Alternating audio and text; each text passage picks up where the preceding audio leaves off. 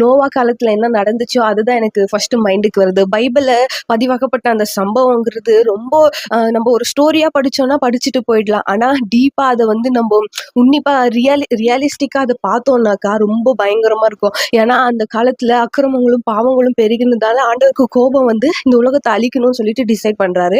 40 நாள் மழை பெய்யுது. அதுக்கு முன்னாடியே நோவாவை கொண்டு ஒரு பேழையை கட்டுறாரு ஆண்டவர்.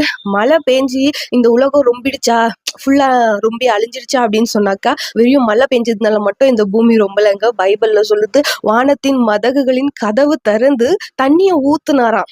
இப்ப எப்படி ஃபால்ஸ்ல எல்லாம் தண்ணி மேல இருந்து ஊத்தும், அந்த மாதிரி இந்த பூமி வந்து ஃபர்ஸ்ட் ஜலத்தில இருந்து ஜலத்தை பிரிச்சு இந்த பூமியை ஃபுல்லாவே அந்த ஜலத்தினாலேயே ஆண்டவர் கவர் பண்ணி வச்சுருந்தாரு. ஏன்னா சூரியனுடைய கதிருங்க டைரக்டா இங்க விழாம இருக்கணும்னு சொல்லிட்டு வெளிச்சம் இருக்கும். ஆனா அந்த சூரியனோட கதிர் டைரக்டா பூமிக்கு விழாத மாதிரி தான் இருந்துச்சு. இதுக்கு ரெக்கார்ட்ஸ் எல்லாம் இருக்குது.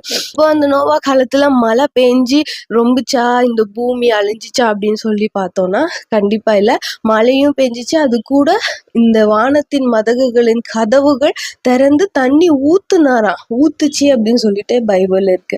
வானத்தின் மதகுகளின் கதவுகள் திறந்து ஊத்தி இந்த பூமி வந்து முழுசா தண்ணி ஜலத்தினால நிரம்பி அதுக்கப்புறம் தான் இது அழியுது. எப்படி எவ்வளவு ரொம்பிச்சு தண்ணி இந்த உலகத்துல அப்படின்னு சொல்லி பார்த்தோம்னா அந்த காலத்துல இருந்த எல்லா மலைகளுக்கும் மேல 15ல இருந்து 20 அடி தண்ணி ரொம்ப இருக்குது. அந்த அரரத் மலை அப்படின்னு சொல்ற அந்த மலைக்கு மேல 15ல இருந்து 20 அடிக்கு மேல நோவாவின் கப்பல் வந்து மிதந்து நிறுந்துச்சு அப்படின்னு சொல்லிட்டு பைபிள் ரெக்கார்ட்ல இருக்குது.